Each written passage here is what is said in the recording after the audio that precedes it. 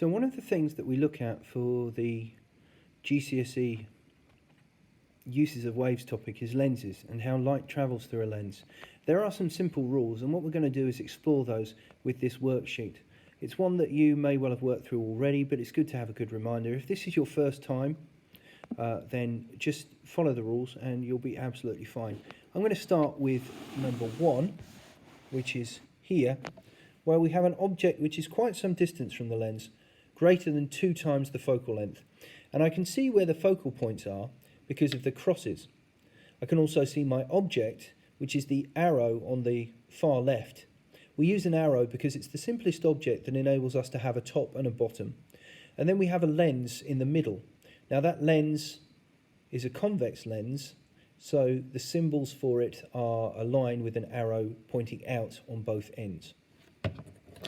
The 2 rays that we're going to work with are the parallel ray, which goes straight across from the object to the lens, doesn't go to the top of the lens, it just goes to wherever it hits the lens, and then down through the focal point on the other side of the lens.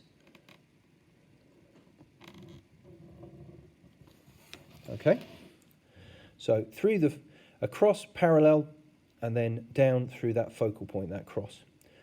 The second ray, which we're going to look at, is even easier. It simply goes through the middle of the lens, and because it goes through the middle of the lens, there's no refraction effect. There is slowing down of the light, but there's no bending of the light. So in actual fact, I can just draw a straight line from the top of the arrow through the lens and out the other side. Now there is a third ray that we can draw, and just for completeness, I'll show you that now.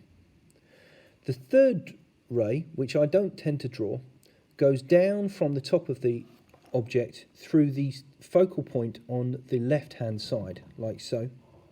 And when it reaches there, it goes parallel, so kind of the opposite of what we had on the other side. Now, where these 3 rays cross is where the image is going to form. So in actual fact, I only needed 2 rays because I can see where 2 rays cross, and that's where the image will form. There's a slight difference of where they cross, and that's because this is quite a small diagram. I'm using a ruler and a pen to show it up more clearly than a pencil. But if you do it very accurately, then you will find that the 3 rays cross in exactly the same place. So that's where our image is going to form, where the rays cross. Now I need to draw our image. Now, the rays that I've drawn all come from the top of the arrow. So the top of the arrow must be also where they cross, which means that the bottom of the arrow is still where it was originally, on that dotted line through the centre. By drawing this arrow, I can now describe my image. I can see that it's real because it's on the right-hand side of the lens. Every time the image is on the right-hand side of the lens, it's real. I can see that it's inverted because now the top is underneath the bottom. So it's upside down or inverted. And I can see that it is diminished because it's smaller than the original arrow, which was the object.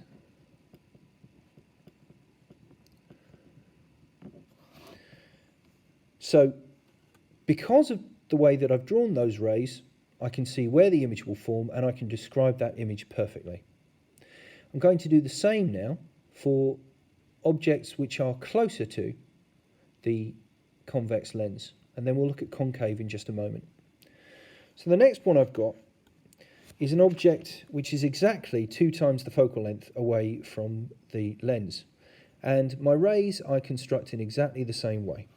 The first one, the parallel one, goes from the top of the arrow parallel to the center line until it reaches the lens, and then down through that focal point on the other side, that cross.